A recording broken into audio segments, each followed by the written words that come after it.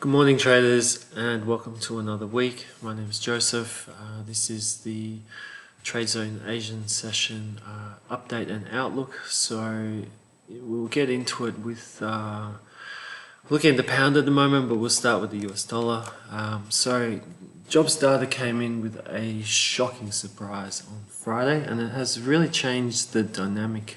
So we had a mixed end to last week. So we saw the Fed meeting, and then we saw that recovery by the US dollar, which is this bar here, and that was on Thursday. And then Friday we had a very big shock to the market after the non-farm payrolls came in at levels really this was not expected. So average earnings came in as expected, but it was the payroll data and the unemployment data that really shocked the market. So we saw 3.4% for unemployment. That was well below the 3.6. So it was expected unemployment would increase, but it decreased by 0.2%.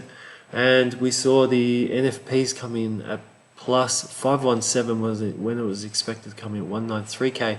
So it nearly doubles the 260k that was seen the last data. So markets really just, that really caught everyone off guard, and it just shows how hot the jobs market really is in the States, and that reapplied pressure to the economy being too hot and feeding the ongoing issue that is inflation. So we saw the aftermath, which was a very strong move up by the USD. Now oil was hit pretty hard again on Friday. We saw 3.67% taken off price.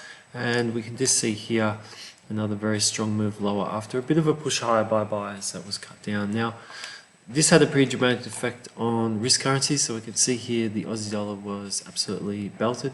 That trend now is starting to become, under pressure. And we saw a similar story on the euro and on the pound. So the pound has been a little bit weaker than the other two recently, and that discontinued, added to its woes.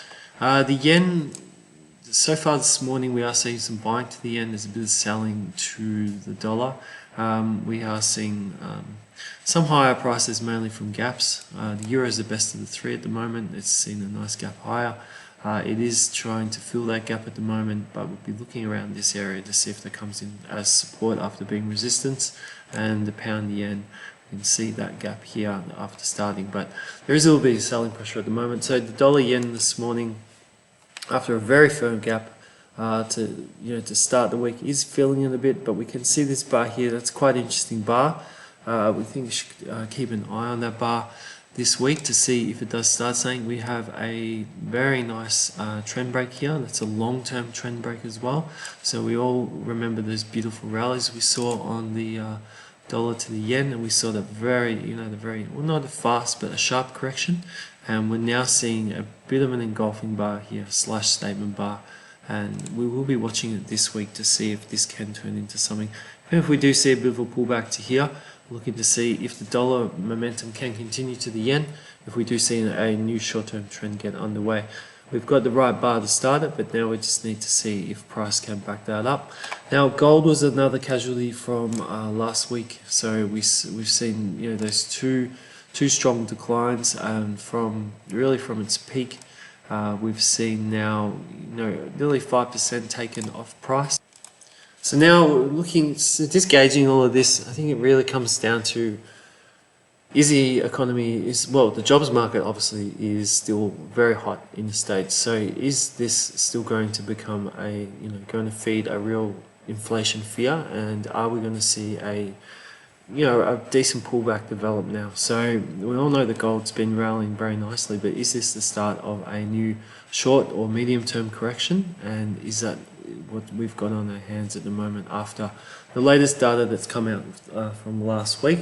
We'll have a look at this week's data shortly, but that's really the key question I'll be asking this week, is if our risk market's going to see a bit of a pullback. Now, other metals as well saw some pretty decent losses over last Friday. So we saw silver pull back quite strongly as well, and we saw the same on zinc and on nickel as well, both finishing just over 4% lower last week. Now stocks, the ASX stocks haven't been caught up as hard just yet. So we can see here that the ASX is different higher. We can see a bit of a gap lower now as the market starts, and we'll just have a look at what the ASX is doing at this stage. So the ASX has just started trading. It does open alphabetically, so you don't really get a clear picture for another few minutes. So at the moment it's down 1.2 points, so we'll see how that progresses as more companies come online. Now other indexes, so the US 30, it did decline. It lost 0.38%, 127 points. The main losses was on the NASDAQ. It lost 1.59%. The NASDAQ still had a pretty good week last week. Saw some really solid rallies during last week's session, and the S&P 500 lost just over 1%. So looking at those two, we can see here, what we're talking about, that really nice rally, and we can just see here the pullback. So nothing really too much to worry about just yet on there, and the same with the S&P. Tech stocks look to be guiding it quite nicely. The US 30 at this stage, it looks a bit flat. It's lacking some of the direction we saw, late last year. We are seeing a bit of a range here at the moment. There's a bit of resistance up at 34,314 and new resistance here at 34, just above 34.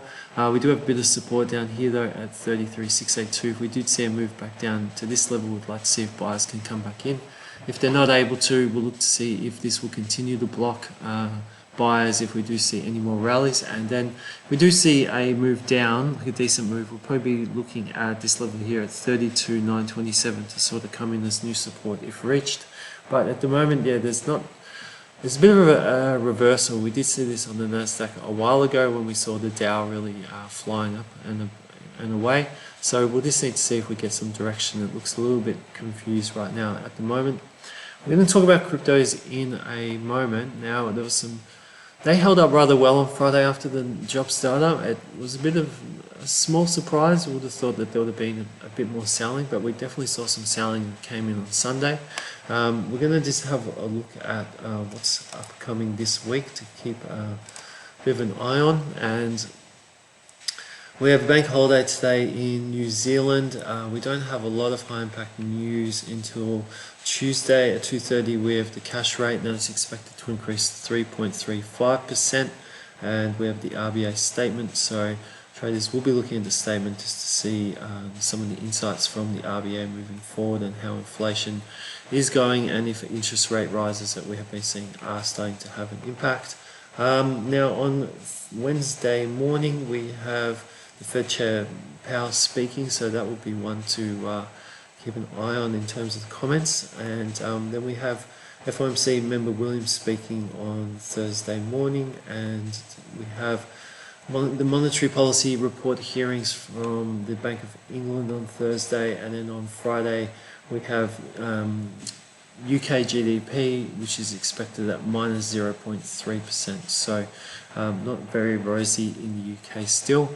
So look, it's nothing like last week, but I think there'll be a lot of just a bit of digestion about where things are. I think any comments that Fed Chair Powell makes, they'll be looking to see and from Williams, they'll be looking to see how their sights are on interest rates, how their what their opinion is of the last job start and how that impacts.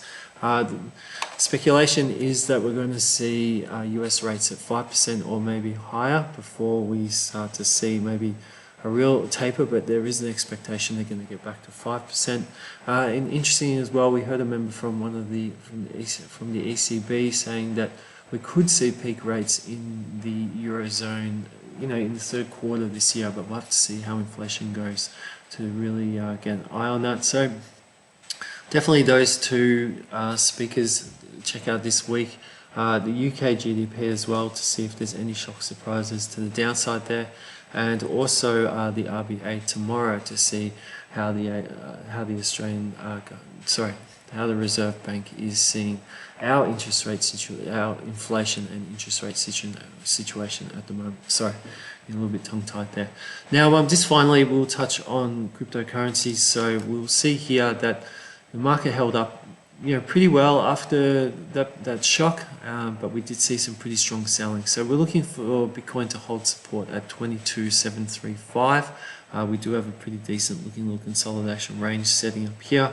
The Ethereum, another strong move down, still a higher low here. We'll see if buyers can get back into the market, but I think a lot will come down to how things fare on the NASDAQ and how things fare overall with inflation and the USD and some of the other coins. So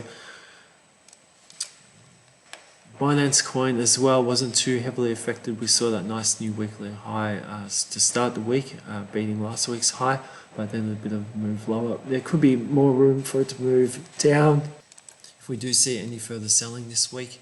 A little bit of possibility of a mean reversion back to the moving averages. And Canando, we had a decent move, a very decent move down Sunday. We'll just see how things progress. Now, so that's really it for this week's update. If you are enjoying our content, please feel free to subscribe. And we'll end with just something a little bit lighter, which I found really interesting on the weekend. So there was a news article that was tagged, trader bags 10 million in bold Fed bet minutes before the job starter. So they saw it as a risky trader. He placed a bet in the federal funds futures that ended up paying off in a big way. Profits on the position on sale January 24th. Contract betting on highest interest rates were north of $10 million shortly after 10 a.m. New York, following the publication of strong jobs data from last Friday. So there you go. That's one unbelievable trade. $10 million in profit for that one. So we'll end it there, just to keep everyone just in a positive mind frame heading into this week, that it is possible. And if you do, I would not really want to place a bet like that myself. I don't really have the funds to back up the risk, but it is possible. And these things I do like to read. It just keeps you motivated if you are a trader, and just keeps you thinking that people are achieving things like this. So it is possible for us to pull a piece out as well. So as always, if you do like our content, feel free to subscribe. We'll have Andrew Lockwood during this week, and he'll be doing some of the weekly wraps and some other pieces of analysis as well. So thank you very much for your time. I hope you have a fantastic week. All the best for your trading this week, and we will talk to you again on our next update. Thank you, and bye for now.